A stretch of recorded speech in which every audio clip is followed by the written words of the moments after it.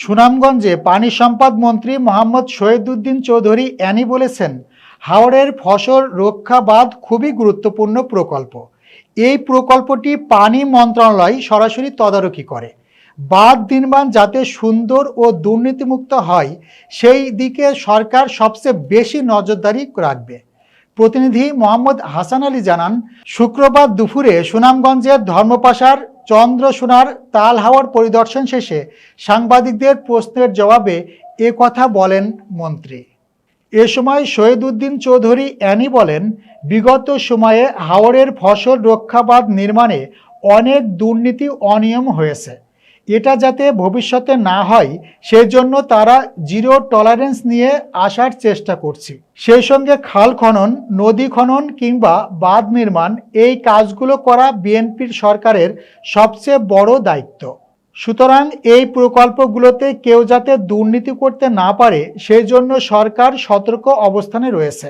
এ সময় তিনি আরও বলেন, প্রধানমন্ত্রী তারেক রহমানের নির্দেশে হাওরের ফসল রক্ষা বাঁধ পরিদর্শনে এসেছে। তিনি সার্বক্ষণিক এই অঞ্চলের মানুষদের ও কৃষকদের খোঁজখবর রাখছেন।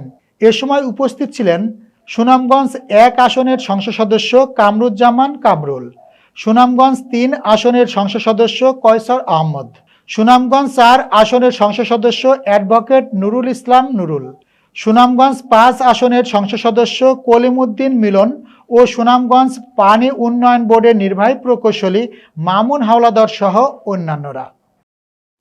খাল পুনঃখনন এবং নদীতে যে ড্রেজিং এর মাধ্যমে খনন, পাশাপাশি বাঁধও দেওয়া, এটা আমাদের সবচেয়ে বড় দায়িত্ব।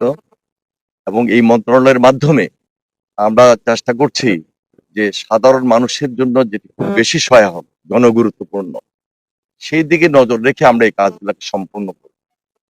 কোনোভাবেই যেন দুর্নীতি না থাকে, আমাদের এই মহৎ উদ্যোগকে কেউ যেন বাধাগ্রস্ত না করতে পারে দুর্নীতির মাধ্যমে। আমরা এই সরকার খুব সতর্ক আছি, সজাগ আছি, এবং আমরা পাহারাদারের ভূমিকা অবতীর্ণ হয়ে জনস্বার্থে এই কাজগুলোকে ত্বরান্বিত করবে। আমাদের নদী খননের কাজ অব্যাহত রয়েছে।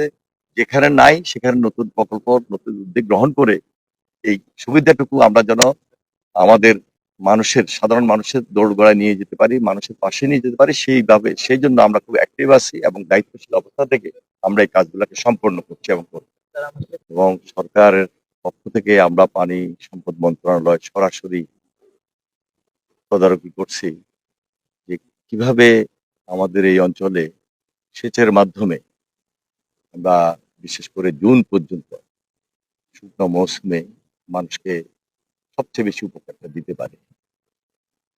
এবং এই উপকারের কারণে প্রচুর পরিমাণে এখানে উৎপাদিত যে শস্য, বিশেষ করে ধান, আমাদের কাজের চেয়ে বেশি আমরা এখানে উৎপাদন করতে পারি।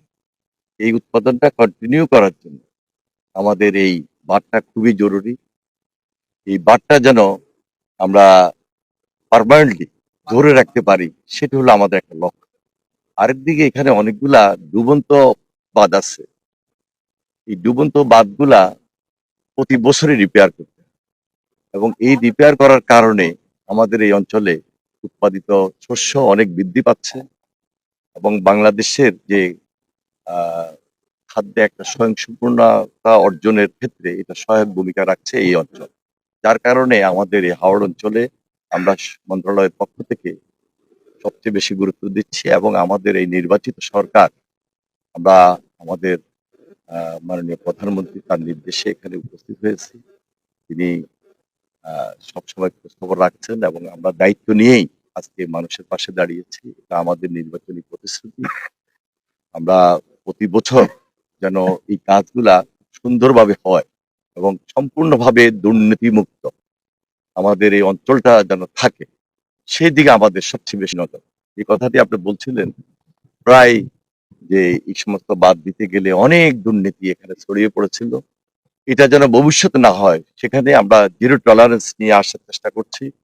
আমাদের ডিপার্টমেন্ট যারা আছেন এখন থেকে সতর্ক অবস্থানে থাকবেন, সজাগ থাকবেন, আর দুর্নীতিমুক্ত যেন থাকে সেই জন্য আমাদের এই অঞ্চলের যারা সাধারণ মানুষ আছেন তারা খুব সচেতন এবং তাদের মাধ্যমে এই কমিটিগুলো হয়, তাদেরকে সাপোর্ট দেওয়ার জন্য আমাদের রাজনৈতিক যারা নেতৃবৃন্দ আছেন, দায়িত্বশীল যারা আছেন, বিশেষ করে মাননীয় সংসদ সদস্য এবং কর্মকর্তা কর্মচারী বৃন্দ সবাই মিলে সজাগ এবং সতর্ক থাকলে আমার বিশ্বাস আমাদের এই